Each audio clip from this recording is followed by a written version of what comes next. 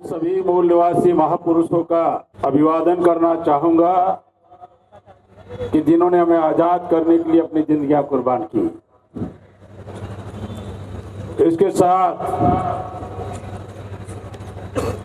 उन लाखों कार्यकर्ता जो बानसेप और वानसेप के ऑफशूट विंग के कार्यकर्ता है, जिन्होंने अपनी पैसा, बुद्धि, हुनर और रातों की नींद जागृति के काम में लगाया, उन सबका मैं अभिवादन करना चाहूंगा कि उनकी वजह से ही हम लोग आज यहाँ पर है।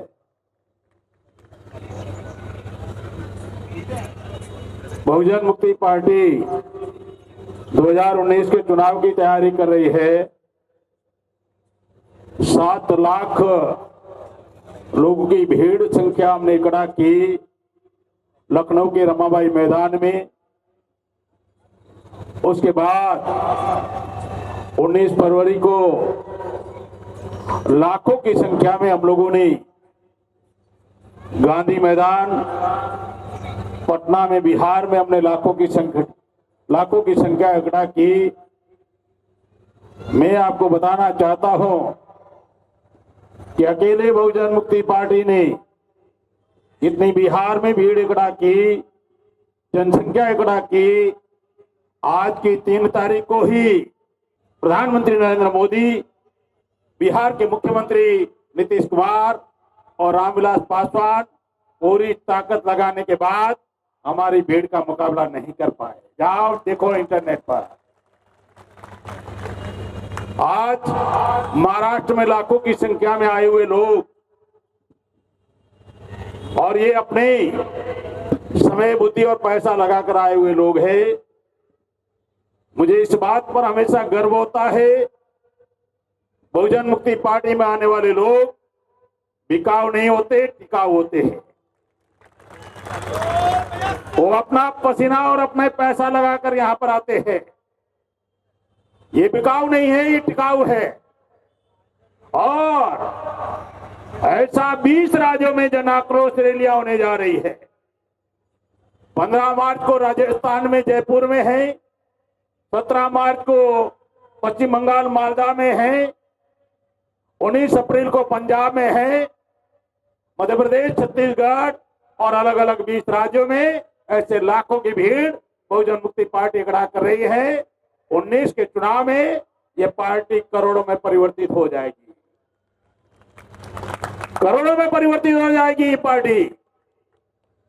और मैं यहां तो ऐलान करना चाहता हूं कि 5 तारीख को, 5 मार्च को संविधान बचाओ आरक्षण बचाओ के तहत भारत बंद है। उसमें बहुजन मुक्ति पार्टी के सभी राज्य के यूनिट, सभी जिला यूनिट और जहां जहां बीएमपी के कार्यकर्ता है, पूरी ताकत के साथ भारत बंद में शामिल होंगे। होगा भारत बंद, और इसकी गूंज सड़क से संसद तक सुनाई देगी, भारत बंद की गूंज। इसके साथ महाराष्ट्र की 48 सीटों पर बीएमपी चुनाव लड़ेगी। 48 सीटों पर बीएमपी चुनाव लड़ेगी। हाँ, हम बीजेपी को हरवाना चाहते हैं, हम बीजेपी को हरवाना चाहते हैं। इसीलिए जो लोग बीजेपी को हरवाना चाहते हैं, उन्हें मैं आज उन्हें ये बताना चाहता हूं, कहना चाहता हूं, अगर आप भी बीजेपी को हरवाना चाहते हो तो हमारा समर्थन की जरूरत पड़े तो हमारा समर्थन ले लेना। और अगर आप समर्थन देना चाहोगे, हम लेना चाहेंगे। क्यों? ये विपरीत समय है, ये लोकतंत्र को बचाने का समय है, संविधान को बचाने का समय है। इस देश में अगर आरएसएस का भागवत और कांग्रेस का प्रणब मुखर्जी एक हो सकते हैं, तो हम भारत के मूल निवासी इकट्ठा क्यों नहीं आ सकते हैं?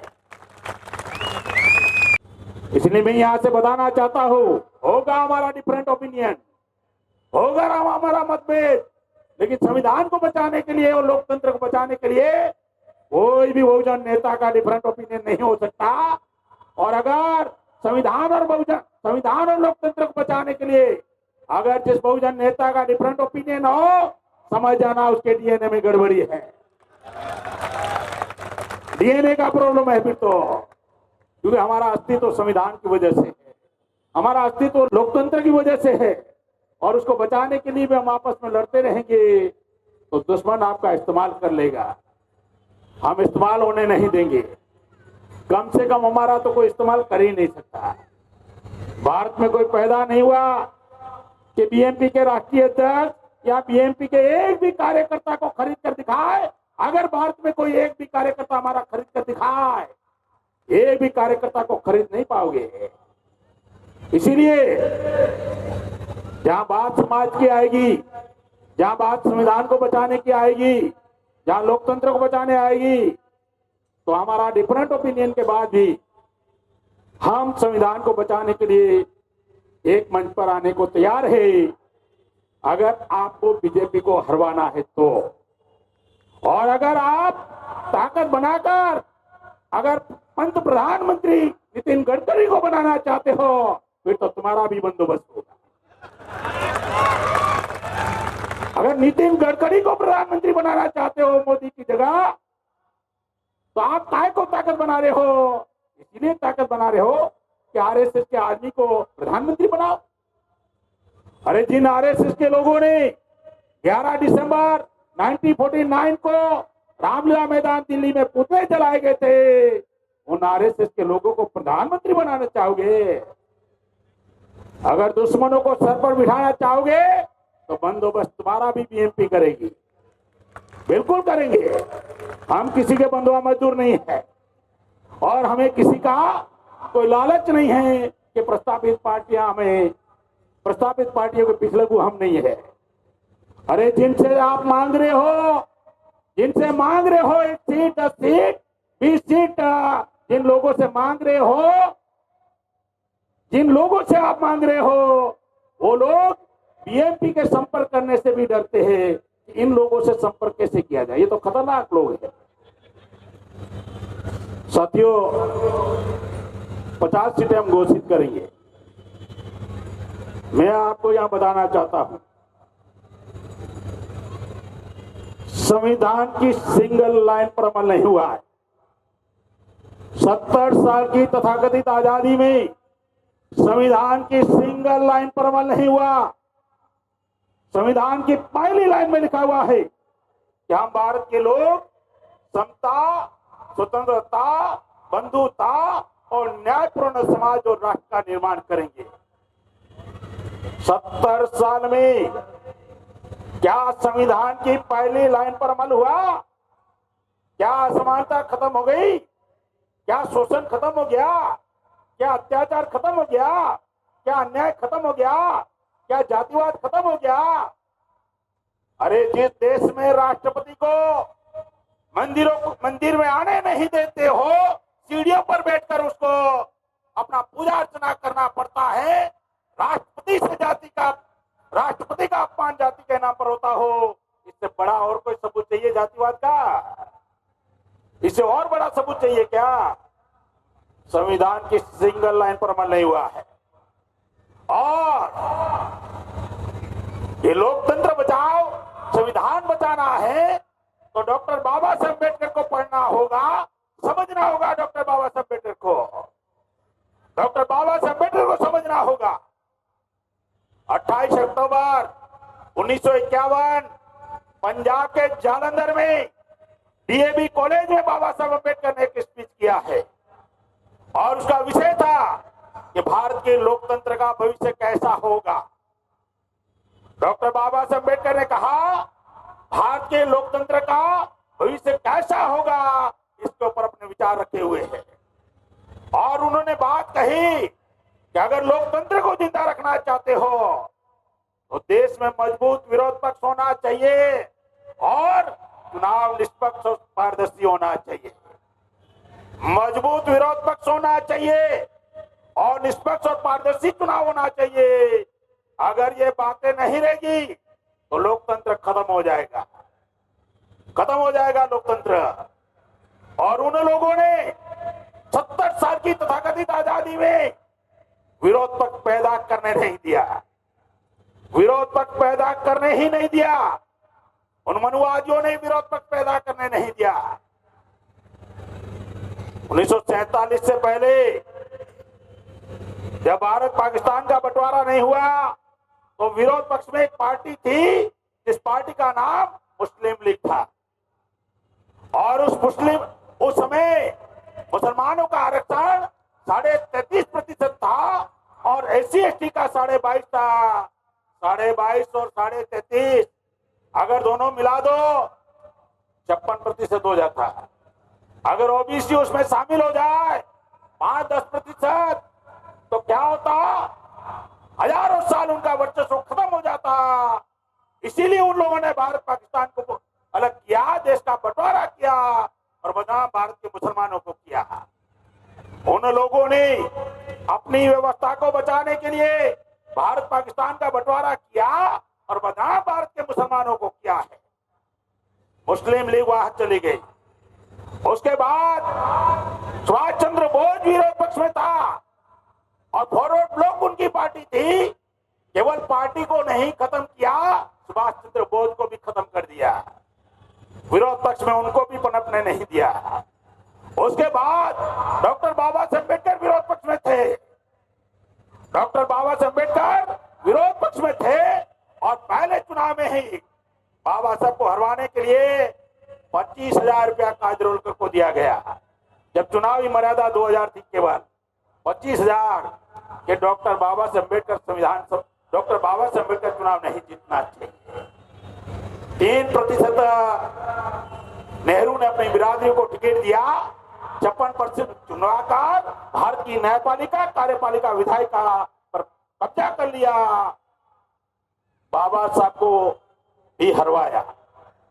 और दूसरा चुनाव आते आते 57 का चुनाव आते आते जनवरी में चुनाव था। 6 दिसंबर 1956 को बाबा साहब की भी हत्या हो गई। रास्ते से हटा दिया। भारत में विरोध पक्ष पैदा नहीं करने दिया है। भारत में उन लोगों ने विरोध पक्ष पैदा करने नहीं दिया। 57 के बाद 62 का चुनाव आ रहा था तो भारत और चीन का युद्ध करवा दिया।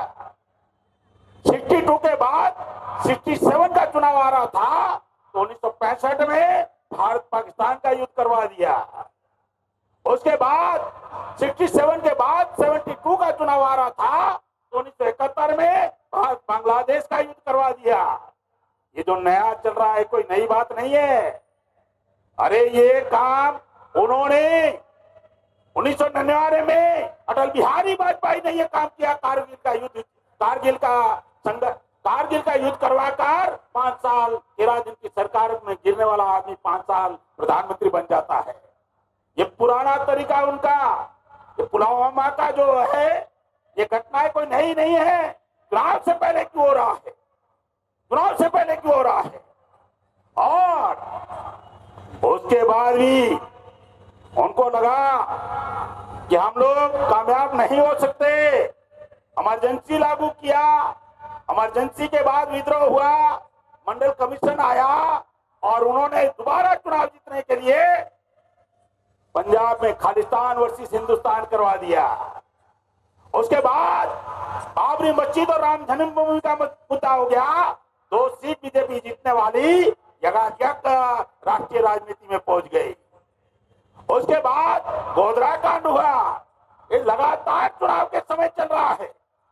आपको लगता होगा ये नई घटना है। ये पुराना उनका तजुर्बा है। पुराना उनका तजुर्बा है, इतिहास गवाह है। उसके बाद भी वो निष्पक्ष चुनाव नहीं कर सकते तो ईवीएम को मैदान में लाया। ईवीएम को मैदान में लाया।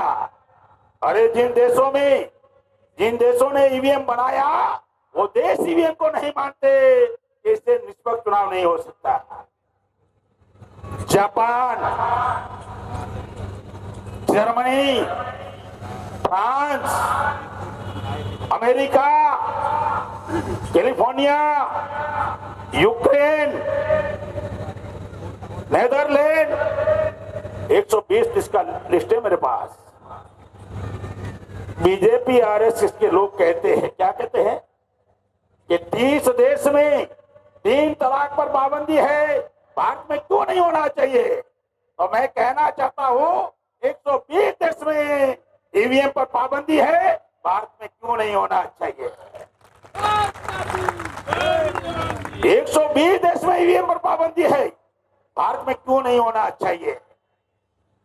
8 अक्टूबर 2013 को सुप्रीम कोर्ट का जजमेंट है कि बगैर पर्ची के चुनाव नहीं हो सकता, पर्ची की काउंटिंग होना चाहिए। 8 अक्टूबर 2013 का जजमेंट है। 14 का चुनाव चला गया, 15 में अलग अलग राज्यों में चुनाव हो गए, 16 में हो गए, 17 में हो गए, 18 में हो गए। चुनाव आयोग सुप्रीम कोर्ट की बात नहीं मानता और इस देश में और दुनिया में पहला वो आदमी है, दुनिया के किसी देश में इलेक्शन कमीशन को या भारत में इलेक्शन कमीशन को सुप्रीम कोर्ट में किसी ने घसीटा हो, ऐसा कोई इतिहास नहीं है। और पहला वो आदमी है जो सुप्रीम कोर्ट के चुनाव अधिकारियों को, सुप्रीम चुनाव आयोग के अधिकारियों को सुप्रीम कोर्ट में घसीटा। उस व्यक्ति का नाम है वामन मेश्राम साहब। फंस गए अभी। हम तो खुलेआम कहते हैं, एक तरफ है मातंग, एक तरफ है वामन, बीच में बस गया बामन, निकल नहीं सकता, अब निकल नहीं सकता। और चुनाव आयोग ने बिल्कुल अभी तक केस हारने के बाद भी, कोर्ट में घसीटने के बाद उनसे सवाल पूछा गया, आप आदेश का पालन क्यों नहीं करते सुप्रीम कोर्ट का? तो उन्होंने कहा केंद्र सरकार ने हमें बजट नहीं दिया, केंद्र सरकार ने बजट नहीं दिया। तो 4 सवाल पूछे गए मेश्राम साहब के द्वारा वकील के माध्यम से। नंबर 1, अगर केंद्र सरकार नरेंद्र मोदी आपको बजट नहीं दिया तो आपने सुप्रीम कोर्ट के जज को लिखा कि आपके आदेश का पालन करने के लिए हमें बजट नहीं दिया जा रहा है? कब लिखा? उसका दस्तावेजी सबूत लाओ। क्या राष्ट्रपति को आपने लिखा कि केंद्र सरकार हमको बजट नहीं दे रही है? कब लिखा? उसका लेटर हमें उपलब्ध करवाया जाए। क्या ऑल पार्टी मीटिंग बुलाई कि निष्पक्ष चुनाव करवाना चाहते हैं और हमें बजट नहीं दिया जा रहा? कब पार्टी बुलाई? ऑल पार्टी सर्वदलीय बैठक कब बुलाई? कहां बुलाई? दस्तावेज दिया जाए। नंबर 4, क्या भारत के प्रेस मीडिया को बताया गया कि जनता के साथ विश्वासघात हो रहा है? आपने प्रेस कॉन्फ्रेंस लेकर जनता को ये बातें बताई। चुनाव आयोग की बोलती बंद हो गई और उन्होंने आश्वासन दिया कि हम 19 से पहले लगाएंगे, लेकिन 100% अभी भी काउंटिंग नहीं कर रहे हैं, वीपीएटी की काउंटिंग नहीं हो रही है। तो मशीन सही है गलत है कैसे माना जाए?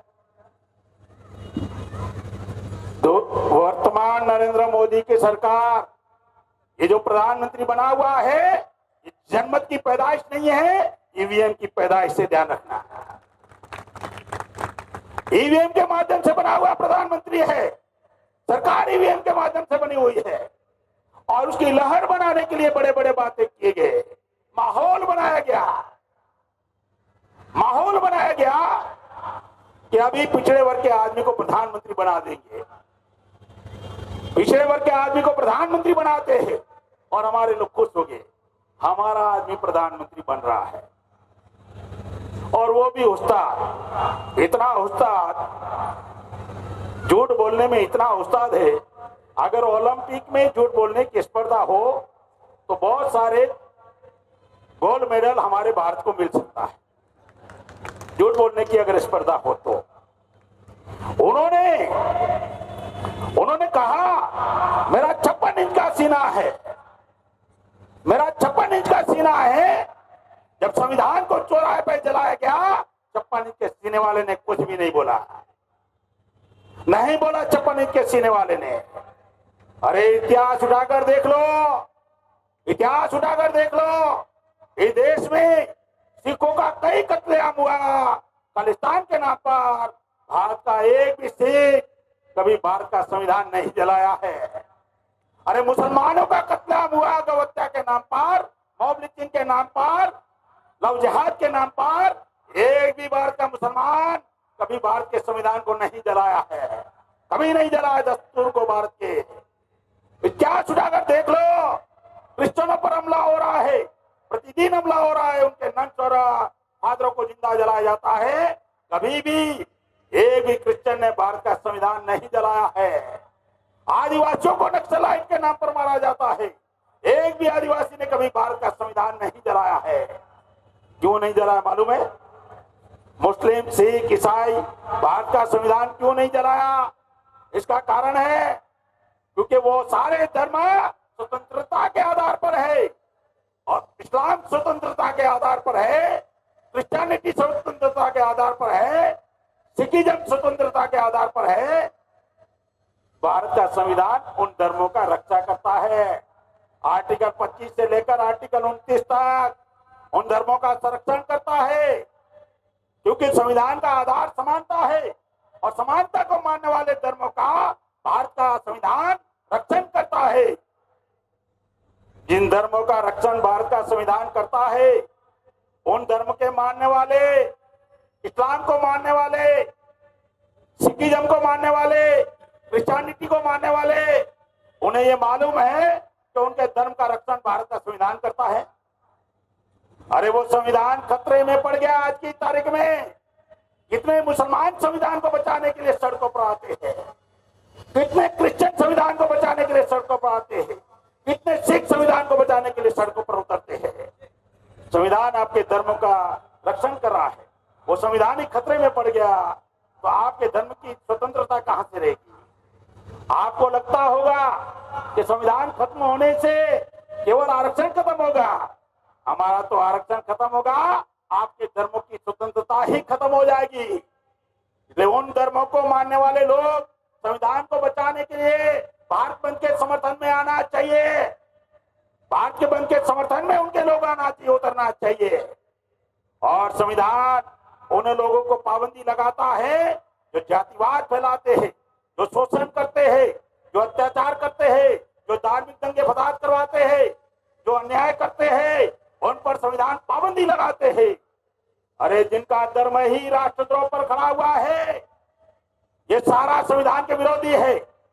ये आचरण व्यवहार, नागरिकों को छूत करना, नागरिकों को आपस में लड़ाना, धर्म के नाम पर लड़ाना, अन्याय करना, अत्याचार करना, जातिवाद करना, ये संविधान विरोधी कार्य है। और संविधान विरोधी कार्य वो राष्ट्र विरोधी कार्य है। जिनका धर्म राष्ट्र विरोधी है, जिनका धर्म ही राष्ट्रद्रोह पर खड़ा है, वो अमन मिश्राम पर राष्ट्रद्रोह का केस कर रहे हैं। मुश्किल पड़ जाएगा आपको, आपका धर्म ही खतरे में पड़ जाएगा। सुप्रीम कोर्ट में ये सारे मैटर आ जाएगा सारे मैटर। कौन से धर्म, आपके धर्म सारे ग्रंथ, धर्म ग्रंथ सारे, क्या सारे धर्म ग्रंथ भारत के संविधान के ऊपर टिकते हैं क्या? आपको पाला किन से पड़ा है मालूम नहीं है। आपका किन से पाला पड़ा है आपको मालूम नहीं है। अरे वो जिनसे पाला पड़ा है उस आदमी को आप ठीक से पहचानते नहीं पहचानते हो। वो व्यक्ति ने जिंदगी लगा दी और सबसे ज्यादा जागृत व्यक्ति है, और केस करने वाले लोग संकट में फंस गए। साथियों, दो फूल से हमेशा सावधान रहना। मैं बताना चाहता हूं, दो फूलों से सावधान रहना, वो मूर्ख बनाने का काम करते हैं। एक फूल है अप्रैल फूल और दूसरा फूल है कमल का फूल। ये लोगों को मूर्ख बनाने का काम करते हैं। अप्रैल फूल को भी लोग मूर्ख बनते हैं, और कमल के फूल में भी लोग मूर्ख बनते हैं। उन लोगों ने ईवीएम से सरकार बना ली, बड़े बड़े वादे किए गए। अब मुंह दिखाने के लिए उनके पास कुछ भी नहीं है।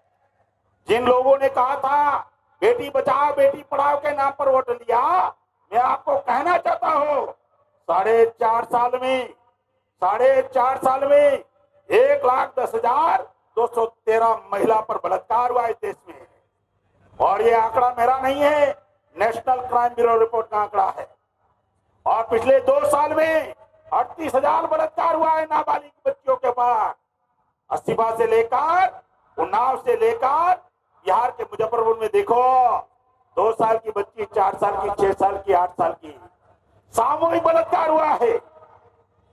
और महिला सुरक्षा के लिए भारत सरकार ने बजट रखा 5,000 करोड़ का निर्भया योजना के तहत, और खर्च किया 40%, अर्थात 2,000 करोड़ खर्च किया महिला सुरक्षा के लिए, 2,000 करोड़, और 4.5 साल में गंगा की सफाई के लिए 20,000 करोड़। बेटी बचाओ बेटी पढ़ाओ, महिला सुरक्षा के लिए 2,000 करोड़ और गंगा की सफाई के लिए 20,000 करोड़, कुंभ के मेले के लिए 4,200 करोड़, योगा के लिए 35,000 करोड़, महिला सुरक्षा के लिए 2,000 करोड़।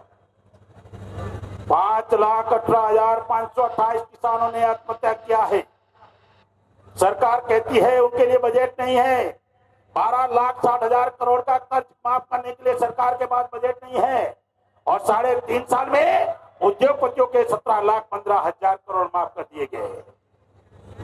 17,15,000 करोड़ माफ कर दिए गए हैं। और भ्रष्टाचार मिटाने के नाम पर वोट लिया था, काले धन के नाम पर वोट लिया था, और सरकार में आने के बाद उन्होंने जायज बना दिया काले धन को। 26 जून 2016 अरुण जेटली ने कानून बनाया, सेटलमेंट स्कीम। अगर आपके पास काला धन है तो आप सरकार को 45% जमा करो, 55% व्हाइट लेके जाओ। आपका नाम भी नहीं बताया जाएगा, कहां से आया पूछा नहीं जाएगा। कैसा हो गया मालूम है? अगर कोई थानेदार, किसी इंस्पेक्टर किसी चोर को पकड़े कि 10 लाख चोरी का है, और वो कहेगा कि हाँ साहब चोरी का है, कोई बात नहीं, 5 लाख मेरे पास जमा कराओ, 5 लाख तुम लेके जाओ, आज से तुम चोर नहीं है, जाओ। सरकार ने कानून बनाया। भ्रष्टाचार मिटाने के नाम पर वोट लिया था और बाद में भ्रष्टाचार को जायज बना दिया। आपको मालूम नहीं है, जनप्रतिनिधि कानून 1951 के तहत भारत की कोई भी राजनीतिक पार्टी विदेशी कंपनियों से फंड नहीं ले सकती, चुनावी फंड नहीं ले सकती। भारत की कोई भी कंपनी, भारत की कोई भी राजनीतिक पार्टी विदेशी कंपनियों से चंदा नहीं ले सकती। लिया बीजेपी ने, लिया कांग्रेस ने, लिया केजरीवाल ने, और बाद में क्या हुआ? 18 मार्च 2018 को पार्लियामेंट में बिल पारित हो गया कि जिन राजनीतिक पार्टियों ने विदेशी चंदा लिया हुआ है उसकी जांच पड़ताल नहीं होगी, उसकी जांच पड़ताल नहीं होगी। पार्लियामेंट के अंदर बिल पारित हो गया, भ्रष्टाचार के छुपाने का बिल पारित हो गया। भ्रष्टाचार मिटाने के नाम पर वोट दिया था। बीजेपी सरकार एक भी काम नहीं किया, लेकिन मीडिया उसकी लहर बता रहा है, मोदी लहर है, मोदी लहर है। क्यों? 5,200 करोड़ मीडिया को मैनेजमेंट किया गया है 4.5 साल में। मीडिया को जाहिरात दिया गया है 5,200 करोड़ की। इसलिए मीडिया ये बातें बताने वाला नहीं है, मीडिया बताएगा नहीं, और हम चुप रहने वाले नहीं, बताएंगे, सरेआम बताएंगे। इसलिए उनके पास हमारी बातों का कोई जवाब नहीं है, कोई भी पार्टियां ये नहीं पूछ रही है। इसलिए उन्होंने सोचा समय समय पर तरीके बदलते गए लोगों का ध्यान डाइवर्ट करने के लिए। कभी राम मंदिर के नाम पर अयोध्या इकट्ठा करते 25 नवंबर को कि राम मंदिर बनाएंगे, शिलान्यास करेंगे, और महाराष्ट्र का कोई नेता यहां से पहुंच जाता है जिन्होंने अपने बाप का स्मारक नहीं बना पाया, वो राम मंदिर बनाने के लिए अयोध्या जाते हैं। सरकार में होने के बाद भी, और विफल हो जाता है तो बुलंदशहर हो जाता है गौहत्या के नाम पर, वो भी विफल हो जाता है तो तरीके बदलते हैं। 13 रोस्टर आ जाता है, 10% सवर्णों का आरक्षण आ जाता है, आपको गुमराह किया जा रहा है। और ये 10% आरक्षण के विरोध में कोई पार्टी आवाज नहीं उठा रही है। आरएसएस का भागवत कह रहा है कि 10% आर्थिक आधार पर आरक्षण देना चाहिए। बीजेपी दे रही है, कांग्रेस दे रही है, विरोध नहीं कर रही है। और बहन मायावती बोल रही है कि होना चाहिए। अखिलेश बोल रहा है होना चाहिए। रामविलास पासवान बोल रहा है होना चाहिए। रामदास अठवले बोल नहीं रहे, प्रकाश अंबेडकर बोल नहीं रहे, योगेंद्र कवाड़े बोल नहीं रहे, मायावती बोल रही है होना चाहिए। मेरा सवाल है, आरएसएस का एजेंडा आपका एजेंडा कैसे एक हो सकता है? आपका एजेंडा और आरएसएस का एजेंडा एक कैसे हो सकता है? अगर भारत में कोई भी पार्टी ने 10% आरक्षण, सवर्णों के आरक्षण का विरोध नहीं किया, तो मैं खुले मन से कहता हूं बहुजन मुक्ति पार्टी सड़कों पर विरोध करेगी। करेंगे हम विरोध, खुलेआम कहते हैं करेंगे विरोध। अब उन्होंने देने का मापदंड क्या रखा? आर्थिक। 6 घंटे बाबा साहब अम्बेडकर ने बहस की थी कि आर्थिक आरक्षण के विरोध में 6 घंटे डॉक्टर बाबा साहब अम्बेडकर ने पार्लियामेंट में बहस किया है। कल तो विजय माल्या कहेगा मैं गरीब हो गया हूं, मेरे बच्चों को भी आरक्षण दो। नीरव मोदी कहेगा मैं गरीब हो गया हूं। मेहुल चोकसी कहेगा मैं गरीब हो गया हूं। आरक्षण का आधार आर्थिकता का आधार नहीं है।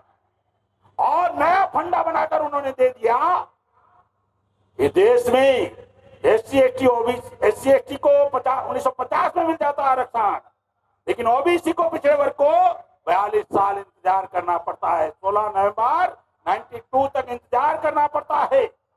16 नवंबर 92, 50 और 42, 92, 42 साल तक इंतजार करना पड़ता है। और सवर्णों को 42 घंटे भी इंतजार नहीं करना पड़ता। और 28 साल मंडल कमीशन का अमल नहीं हुआ और 1 महीने में उनका अमल हो जाता है। 1 महीने में उनका अमल हो जाता है। 28 साल मंडल कमीशन पर अमल नहीं हुआ। क्रिमिलियर के नाम पर उनको बेदखल कर दिया। 10% आरक्षण क्यों दिया? ताकि मराठा लोगों को शांत करने का है, गुजरात के पाटीदारों को शांत करना है, जाटों को शांत करना है, गुर्जरों को शांत करना है। इसके लिए उन्होंने अपना आंदोलन बंद कर दिया कि अब मिलने वाला है। अरे 15% का पहले ही 80% कब्जा है, उनको और 10% देकर 90% भारत की लोकतंत्र पर कब्जा करना चाहते हो। और इसका कोई पार्टी विरोध नहीं कर रही है, समर्थन में है। हम कैसे माने हमारे समाज की पार्टियां है। तुम्हें वोट हमारे समाज का चाहिए और नीतियां दुश्मनों की तुम अमल करोगे। तुम्हें वोट हमारे समाज का चाहिए, बहुजन समाज का, और नीतियां दुश्मनों की अमल करोगे। तो कम से कम जिनका वोट लेते हो उनके साथ नमक हरामी मत करो, उनकी लड़ाई लड़ो। उन्हें मालूम नहीं है इसलिए आपके विरोध में खड़े नहीं हो रहे। उन्हें मालूम नहीं है इसलिए चुप है। कल पता चल जाएगा तो वही लोग आपके विरोध में खड़े हो जाएंगे, 10% आरक्षण का विरोध करेंगे। हमारी पार्टी का एजेंडा है, किसी जाति विशेष विरोध में नहीं है। जिसकी जितनी संख्या उसकी उतनी हिस्सेदारी। 100% आरक्षण लागू होना चाहिए। जिसकी जितनी संख्या उसकी उतनी हिस्सेदारी होनी चाहिए। उनका हिस्सा उनको दे दो, क्या दिक्कत है? हमें दिक्कत नहीं है। और इस देश में 13 पॉइंट रोस्टर नया लाया। अरे 200 का मानक था तो आपका 49% रिजर्वेशन था एससी एसटी ओबीसी का। अगर यूनिवर्सिटियों में 200 की भर्ती होती, रिक्रूटमेंट होता, तो 100 कम से कम आपके होते ना। अब उन्होंने 13 का मानक रख दिया, वो भी यूनिवर्सिटी वाइज नहीं, वो डिपार्टमेंट और सब्जेक्ट वाइज रखा। क्या किसी डिपार्टमेंट में, किसी सब्जेक्ट में 13 प्रोफेसरों की एक ही बार में रिक्रूटमेंट होती है क्या? उन्होंने 13 पॉइंट रखा। पहला रिक्रूटमेंट सवर्ण, दूसरा रिक्रूटमेंट सवर्ण, तीसरा सवर्ण। 3 की भर्ती रिक्रूटमेंट है, भर्ती है, ओबीसी का नंबर नहीं आएगा। 4 नंबर ओबीसी, 5 नंबर सवर्ण, 6 नंबर सवर्ण, 7वां नंबर शेड्यूल कास्ट। अगर 6 का भर्ती है, रिक्रूटमेंट है, तो शेड्यूल कास्ट का नंबर ही नहीं आएगा। 8वां ओबीसी, 9वां सवर्ण, 10वां सवर्ण, 11वां सवर्ण, 12 सवर्ण, 13वां जनरल। आदिवासी का नंबर ही नहीं, आदिवासी का नंबर ही नहीं है।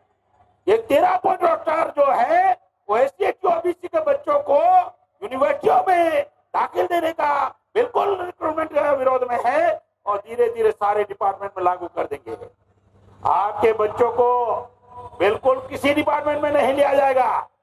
इसलिए 13 पॉइंट रोस्टर आपके विरोध में है और आपको मालूम नहीं है, अखबार वाले बताने वाले नहीं है। जाति जनगणना होनी चाहिए। इस देश में कौन किसकी कितनी संख्या है, जानवरों की गिनती होती है, अपाहिजों की गिनती होती है, पेड़ पौधों की गिनती होती है, पिछड़ों की गिनती क्यों नहीं होती? जाति जनगणना होनी चाहिए, बीएमपी का एजेंडा है। कृषि मंत्रालय अलग से होना चाहिए। अगर रेल मंत्रालय है अलग से, तो कृषि मंत्रालय अलग से क्यों नहीं हो सकता? किसानों के लिए प्रावधान होना चाहिए। चुनाव लगाने के लिए क्या किया? 6,000 रुपया सालाना मिलेगा। 6,000 का मतलब 12 महीने का 6,000, बार 50-60, महीने का 500 रुपया, रोज का 17 रुपया। क्या 17 रुपया में किसान की आत्महत्या रुक जाएगी क्या? क्या 17 रुपया आमदनी देने से किसानों की आत्महत्या रुक जाएगी क्या? उनका बेटियों की शादी हो जाएगी क्या? उनकी बच्चों की पढ़ाई लिखाई हो जाएगी क्या? केवल लॉलीपॉप दिखाते हैं, केवल आपको लॉलीपॉप दिखाते हैं और सारा अधिकार समाप्त हो रहा है। एजुकेशन समाप्त कर दिया। हजारों साल जिनके बाप दादाओं ने नहीं दिया, अंग्रेजों के समय मिला। 1813 में लॉर्ड मेकाले एजुकेशन हुआ। इसी वजह से ज्योतिराव फुले पढ़ पाए। बाबा साहब अम्बेडकर सेकंड पीढ़ी के थे। बाबा साहब का ही नंबर नहीं आता, हमारा नंबर कहां से आने वाला था? अंग्रेजों ने दिया, छीन लिया इन्होंने। और अब डॉक्टर इंजीनियर बनाना 1 करोड़ रुपया चाहिए, 50 लाख। कहां है आपके पास? है क्या आपके पास 1 करोड़? समाप्त कर दिया एजुकेशन। रिजर्वेशन प्राइवेटाइजेशन से समाप्त कर दिया। जमीनें छीनने का काम चल रहा है, टाटा बिरला अंबानी को देने का। और वोट का अधिकार था, वो भी छीनने का काम शुरू हो गया मशीनों के माध्यम से। मनोसमृद्धि देश में लागू हो चुकी है, थी नहीं, हो चुकी है। आपका एजुकेशन खत्म, आपका संपत्ति रखने का अधिकार समाप्त और आपका वोट का अधिकार सत्र का काम करता था, हरवाना जितवाने का, वो भी समाप्त कर दिया। मनोसमृद्धि देश में लागू हो चुकी है। ये बातों का जवाब इन मुद्दों पर किसी पार्टियों के पास नहीं है। इसलिए नया उन्होंने हथकंडा अपनाया, उलझाने के लिए, चुनाव जीतने के लिए नया तरीका बनाया उन लोगों ने और सारा का सारा देश को एंगेज करके रख दिया। पाकिस्तान वर्सेस भारत में एंगेज कर दिया। पाकिस्तान वर्सेस भारत में एंगेज कर दिया लोगों को। सारे मुद्दे दब गए। 1 मिनट अगर आप सोचो, पुलवामा नहीं होता तो बीजेपी के पास कौन सा मुद्दा है चुनाव में लेकर जाने का? कोई मुद्दा है क्या? उन्होंने सारे मुद्दे दबा दिए। उन्होंने बीजेपी के लोगों को कहना चाहता हो कि तुम्हें महाभारत में इंटरनेट था, इसका तुम रिसर्च करते हो कि महाभारत में भी इंटरनेट था। तुम्हें महाराणा प्रताप का घोड़ा चेतक था, उसकी मां गुजराती थी, ये प्रधानमंत्री को मालूम पड़ जाता है। तुम्हें हनुमान दलित था, ये मालूम पड़ जाता है। तुम्हें 350 किलो आरडीएक्स आया कहां से, ये मालूम क्यों नहीं पड़ता? तुम्हें महाभारत की मालूम पड़ जाता, इंटरनेट था। तुम्हें महाराणा प्रताप का घोड़ा चेतक था, उसकी मां गुजराती थी, ये प्रधानमंत्री को मालूम पड़ जाता है। हनुमान दलित था, ये मालूम पड़ जाता है तुम्हें। लेकिन पाकिस्तान से अगर 350 किलो आरडीएक्स आया कहां से, इसका जवाब तो दो। क्या जवाब है उसके पास? कोई जवाब है क्या? कोई जवाब नहीं है। आपको उलझाने का काम कर रहे, केवल उलझाने का काम हो रहा है। चुनाव जीतने का तरीका बना रहे हैं। और अभिनंदन को जो छोड़ा, इमरान खान अभिनंदन को छोड़ा, तो लोग खुश हो गए होंगे कि इमरान खान ने अच्छी बात, इमरान खान ने सूझबूझ दिखाई। मैं इमरान खान से सहमत नहीं हूं, बिल्कुल पाकिस्तान की नीतियों से सहमत नहीं हूं। इमरान खान का षड्यंत्र है, भारत को बर्बाद करने का इमरान खान का षड्यंत्र है। उन्हें, उनके पास दीर्घदृष्टि है। उन्होंने सोचा कि 5 साल में भारत नरेंद्र मोदी के नेतृत्व में बर्बाद हो चुका है। विकास के नाम पर वोट लिया था। 2014 में 54 लाख हजार करोड़ कर्जा था भारत पर। अभी 82,000,000 कर्जा हो गया, 82,000 करोड़ कर्जा हो गया, 27,000 करोड़ कर्जा बढ़ गया है। इमरान खान को मालूम है कि भारत को तबाह करना है, नरेंद्र मोदी को दोबारा अवसर दो, 5 साल में बर्बाद हो जाएगा भारत। मैं बीएमपी का प्रेसिडेंट हूं, बाम सेब का कैडर हूं। मैं समझ रहा हूं इंटरनेशनल पॉलिसी। भारत को बर्बाद करने के लिए इमरान खान ने नरेंद्र मोदी का, अगर उन्होंने नरेंद्र मोदी को दोबारा माहौल बनाने का अवसर दिया, भारत को बर्बाद करने का अवसर दिया, तो बहुजन मुक्ति पार्टी इमरान खान की साजिशों का विफल करेगी। बिल्कुल नरेंद्र मोदी को प्रधानमंत्री बनने नहीं देंगे, बिल्कुल नहीं देंगे। इंटरनेशनल राजनीति हमें समझ में नहीं आती क्या? वो सोच रहे हैं नरेंद्र मोदी को माहौल बनाओ, 5 साल अपने आप नरेंद्र मोदी बनेगा, भारत और बर्बाद हो जाएगा, मामला खत्म हो जाएगा। इमरान को ज्यादा समझदारी है भारत को बर्बाद करने की। मैं इमरान का बिल्कुल समर्थक नहीं हूँ। मैं इमरान की साजिश का विफल करना चाहता हूँ। वो प्रधानमंत्री के लिए माहौल बनाया, हम बिल्कुल बनाने देने वाले नहीं है। बिल्कुल बनाने, नरेंद्र मोदी को बिल्कुल बनाने नहीं देंगे। कुछ भी हो जाए, नरेंद्र मोदी को बिल्कुल बनाने नहीं देंगे। इसका मतलब ये नहीं है कि नितिन गडकरी को बनाने देंगे, इसका मतलब ये भी नहीं है। बीजेपी आपका लोकतंत्र खत्म कर रही है, याद रखो। बीजेपी लोकतंत्र खत्म कर रही है, संविधान खत्म कर रही है, और आपके सारे हक अधिकार समाप्त हो रहे हैं। ये 19 का माहौल चल रहा है। ये 19 का चुनाव उलझाकर जितवाने के प्लान में लगे हुए हैं, हमें डाइवर्ट करने के लिए प्लान में लगे हुए हैं, और उनकी साजिशें विफल करना हमारा काम है। एक्सपोज करना होगा बीजेपी को, बिल्कुल बीजेपी को एक्सपोज करना होगा। ये जो मैं बताना चाहता हूं, ईवीएम से क्या हुआ बताना चाहता हूं मुसलमानों को।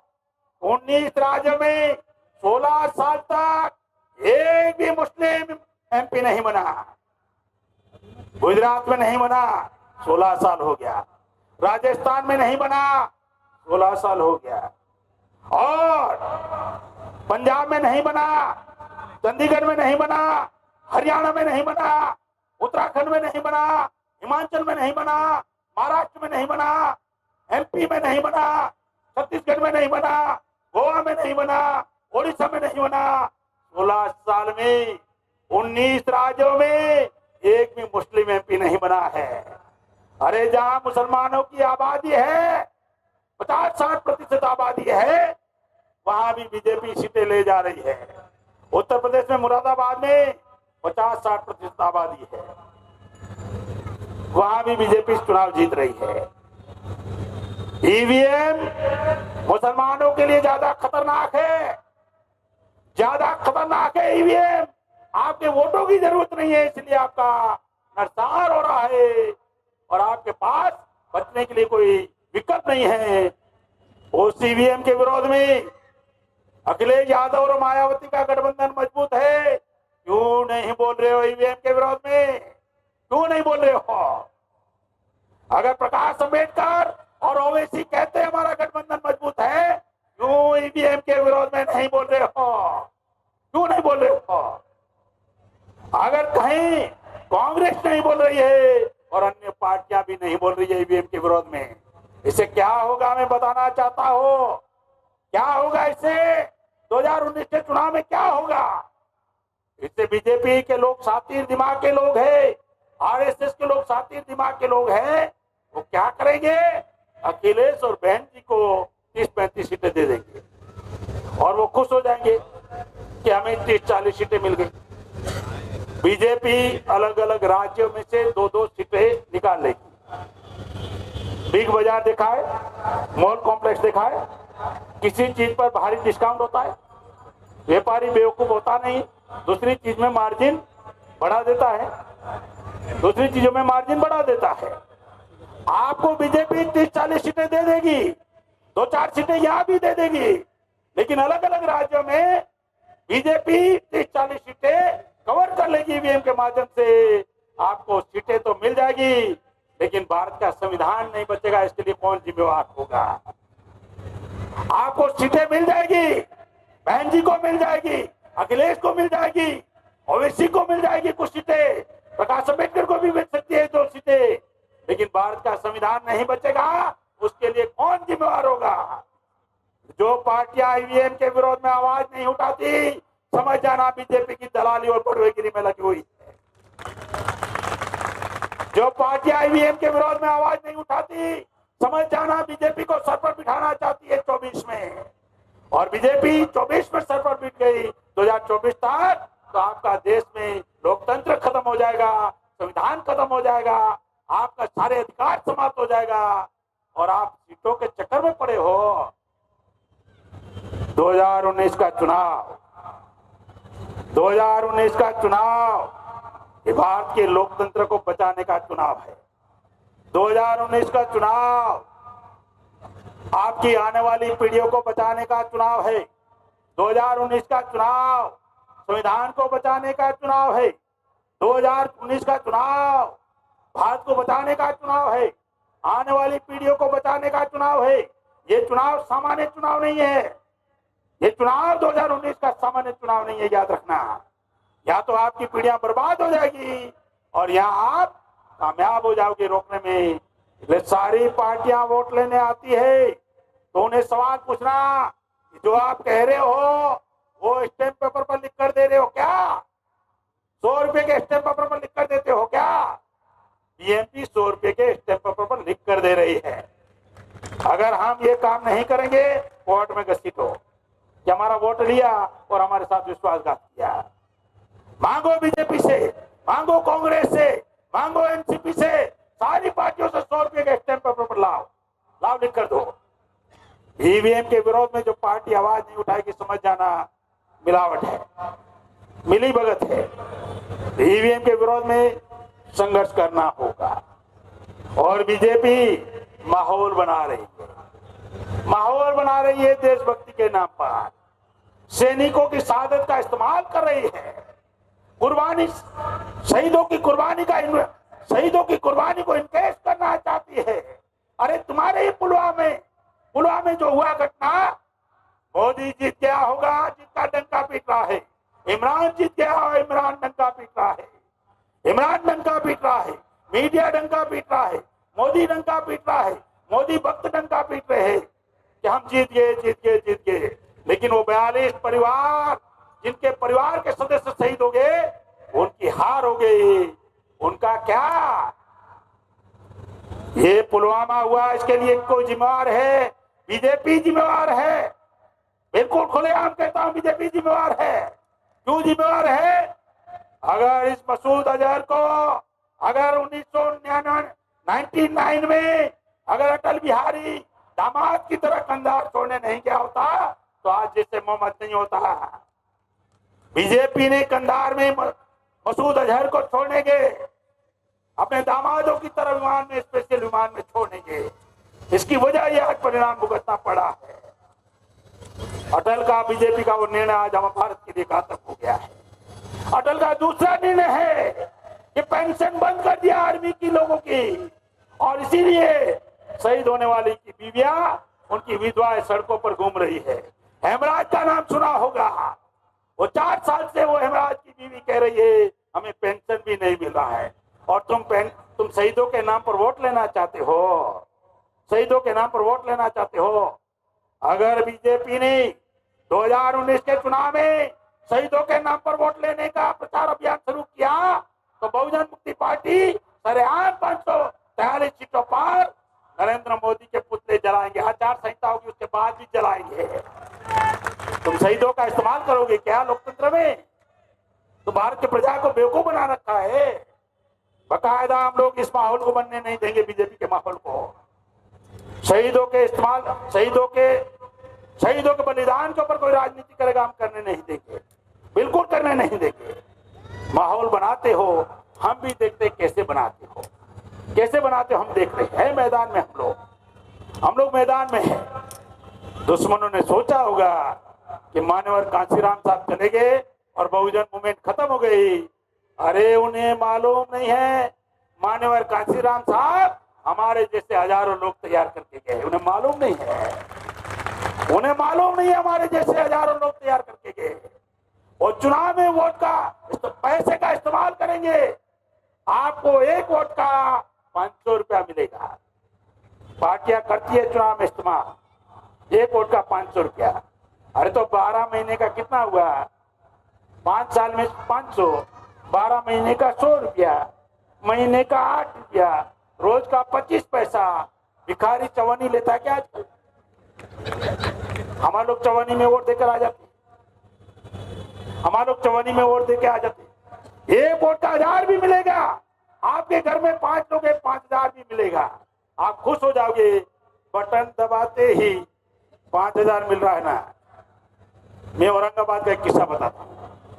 एक बुद्धिस्ट परिवार सबसे पैसा लिया, शिवसेना से, बीजेपी से, कांग्रेस से, एनसीपी से। तो हमने कहा भाई हमको वोट देना।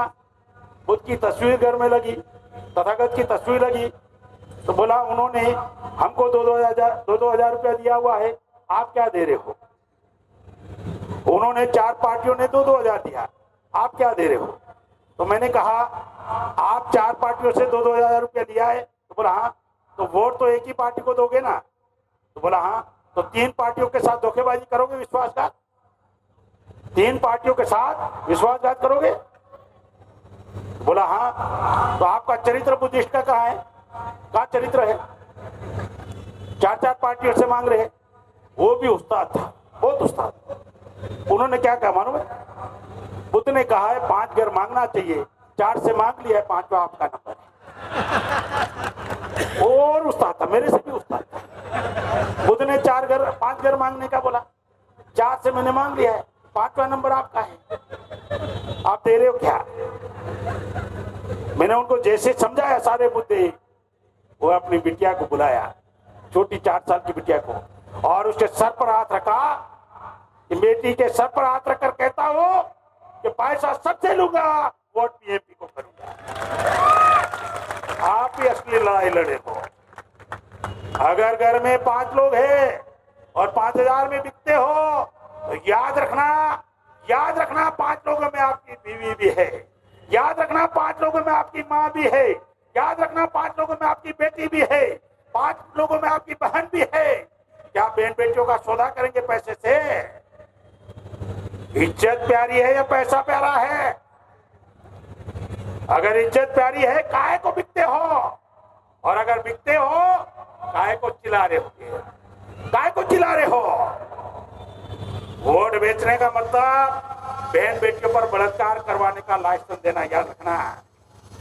वोट बेचने का मतलब बहन बेटियों पर बलात्कार करवाने का लाइसेंस देना है। और वो पिलाएंगे आपको क्या देसी क्या होता है यहाँ पर?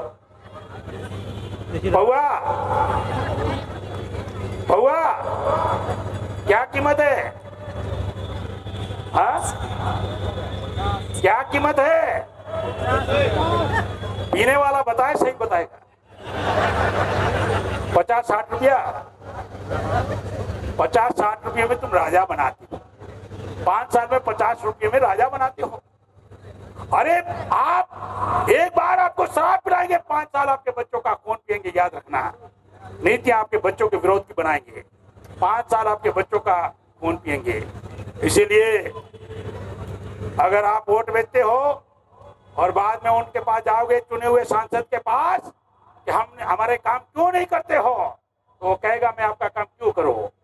आप कहोगे हमने वोट दिया था, वो आपके मुंह पर बोलेगा मुफ्त में दिया था क्या? पैसा नहीं लिया था क्या? मुफ्त में वोट किया था क्या? पैसा नहीं लिया? क्या जवाब है? आप कहोगे हमने हमारे समाज की पार्टी समझकर वोट लिया था, हमने बहन जी की पार्टी समझकर वोट दिया, अब हमारा काम क्यों नहीं करते हो? तो बोल देंगे आपकी बहन जी ने टिकट मुफ्त में दिया था क्या? 5 करोड़ नहीं लिया था, 10 करोड़ नहीं लिया था, आपके वोटों का पैसा तो मैंने दे दिया होलसेल के भाव में। इसलिए मैं कहना चाहता हूं, ये 19 का चुनाव भारत को बचाने का चुनाव है, संविधान को बचाने का चुनाव है, लोकतंत्र को बचाने का चुनाव है। ये लड़ाई लड़नी चाहिए, नहीं लड़नी चाहिए? आवाज आ नहीं रही है। ये लड़ाई लड़नी चाहिए, नहीं लड़नी चाहिए? ये लड़ाई लड़नी चाहिए, नहीं लड़नी चाहिए? साथ सहयोग करोगे? साथ सहयोग करोगे?